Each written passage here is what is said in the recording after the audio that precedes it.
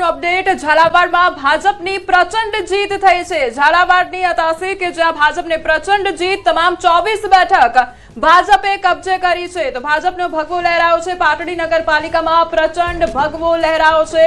ભાજપને મહાજીત પ્રાપ્ત થઈ છે। ઝાલાવાડમાં ભાજપની પ્રચંડ જીત થઈ છે। કલ્પ, આ સીધી જ પરિસ્થિતિ અહીંયા જોવા મળી રહી છે કે ઝાલાવાડમાં ભાજપનો ભગવો લહેરાયો છે। શરૂઆત થઈ ચૂકી છે। 1-2 કલાક પસાર થતા થતા સમગ્ર ગુજરાતમાં ભાજપનો ભગવો લહેરાવાનો છે। આપની સ્ક્રીન પર પણ આપણે જોઈ શકીએ છીએ કે 1201 બેઠકના રૂઝાન આવ્યા છે, તેમાંથી 1100 કરતા પણ વધારે બેઠક પર ભારતીય જનતા પાર્ટી આગળ ચાલી રહી છે અથવા તો વિજયી બની છે।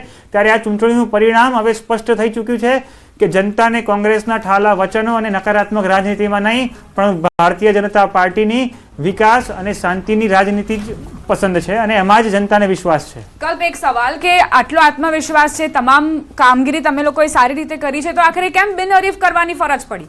કારણ કે આ વખતનો આંકડો કેટલો મોટો છે, 732, એમાંથી મોટા ભાગની તો ભાજપ પાસે જ છે બિનહરીફ। બિનહરીફ અંગે હું સ્પષ્ટતાપૂર્વક કહીશ કે 700 થી વધારે બેઠકો બિનહરીફ થવી એમાં ભારતીય જનતા પાર્ટીને કઈ લેવા દેવા નથી। એ કોંગ્રેસ પક્ષની નિષ્ફળતા છે કે કોંગ્રેસ પોતાના ઉમેદવારને સાચવી શકતી નથી। આ ચૂંટણીમાં કોંગ્રેસ પાસે એવી પરિસ્થિતિ આવી હતી કે QR કોડ લઈને, હાસ્યાસ્પદ છે કે જે કોંગ્રેસ ડિજિટલ ઇન્ડિયાનો વિરોધ કરતી હતી એ જ કોંગ્રેસ આજે QR કોડ લઈને નીકળી હતી કે QR કોડ સ્કેન કરીને અમારા ઉમેદવાર બનો। એટલે હકીકતમાં કોંગ્રેસ પાસે ઉમેદવાર નતા, દબાણ આધારિત રાજનીતિ કરીને પરાણે ઉમેદવારી કરાવવામાં આવી હતી અને કોઈ પાર્ટી પોતાના ઉમેદવારને ન સાચવી શકે એનો દોષનો ટોપલો બીજી પાર્ટી પર ના ઢોળી શકાય। એ પોતાના પક્ષના નેતૃત્વની અને પોતાના પક્ષના સંગઠનની નિષ્ફળતા કહેવાય। તમને પણ તો કોંગ્રેસના કાર્યકર્તાઓની જરૂર પડે છે, કારણ કે સોરાણી દંપતી રાજકોટમાં કોંગ્રેસથી નારાજ થઈને તમારા પ્રચાર કરતા હતા, તમારા ઉમેદવારના વોર્ડ નંબર 15 જ્યાં સુધી રાજનીતિમાં એક પક્ષમાંથી બીજા પક્ષમાં જવાની વાત આપને રોકવા માંગીશ। બાયડની લાખ સીટ પર કોંગ્રેસને 136 મતથી જીત થઈ છે। અરવલ્લી બાયડ તાલુકા પંચાયતનું પરિણામ સામે આવી રહ્યું છે કે જ્યાં કોંગ્રેસ જીત તરફ આગળ। બાયડની લાખ સીટ પર કોંગ્રેસની જીત જોવા મળી રહી છે। મહીસાગર બાલાસિનોર તાલુકા પંચાયતની દેવ બેઠક પર પંજો જોવા મળી રહ્યો છે। કોંગ્રેસને જીત પ્રાપ્ત થઈ છે। દેવ બેઠક પર કોંગ્રેસ ઉમેદવારનો વિજય પ્રાપ્ત થયો છે। મુકેશભાઈ, તમને સવાલ કે કોંગ્રેસ હવે અહીં તો એક બેઠક પર તો જીત મેળવતી જોવા મળી રહી છે। જો એમણે જે અમુક વાત કરી છે ને બિનહરીફની, એનો જવાબ આપું કે તમે 15 તારીખે છેલ્લો દિવસ હતો પાછું ખેંચવાનો, બરાબર? હું ક્યાંય બીજી વાત જવા નથી માંગતો, એસજી રોડ ઉપરના થલતેજ વોર્ડની વાત કરું છું, બરાબર? 15 તારીખે 9 વાગે અમે પહોંચી ગયા કે આ બિનહરીફ જે કરવા માંગે છે ફોર્મ પાછું ખેંચશે તે બેન કેવી રીતે આવે જોવું છે, કારણ કે 3 દિવસથી જતા રહ્યા હતા, બહુ સમજવા જેવું છે।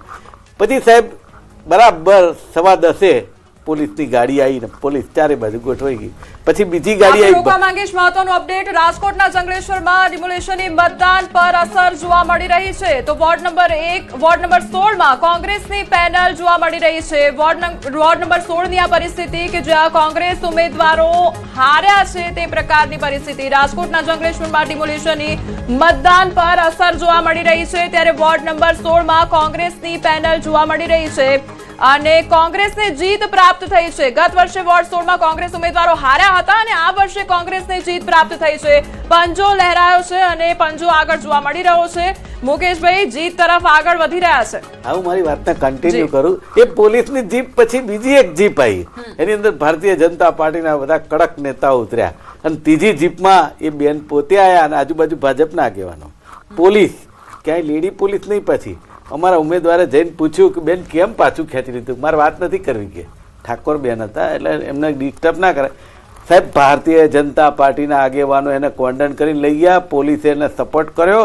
તમારે 15 તારીખના CCTV વેજલપુર મકરબા ઓફિસના જોઈ લેજો, ભારતીય જનતા પાર્ટીની આ કેવી દાદાગીરી હતી। આ ભાઈ કહે છે ને કે અમારો કોઈ રોલ નથી, તમે થોડુંક તો સાચું બોલો। ભલે કરી ગયા, કઈ વાંધો નહીં, એ તો આજે નહીં કાલે ભગવાન રામ તો આપવાનો જ છે જવાબ, પણ કહેવાનો મતલબ એવો છે કે તમે જે રીતે રામનું નામ લો છો ને ખોટી રીતે લો છો। રામ તો ના કહી શકો ને કોઈ સાચી રીતે ખોટી, અમે નજરે જોયું સર્ટિફિકેટ તમારે આપવાની કોઈ જરૂર અમે નજરે જોયું, તમારે કોઈ જરૂર નથી, અમે નજરે જોયું છે।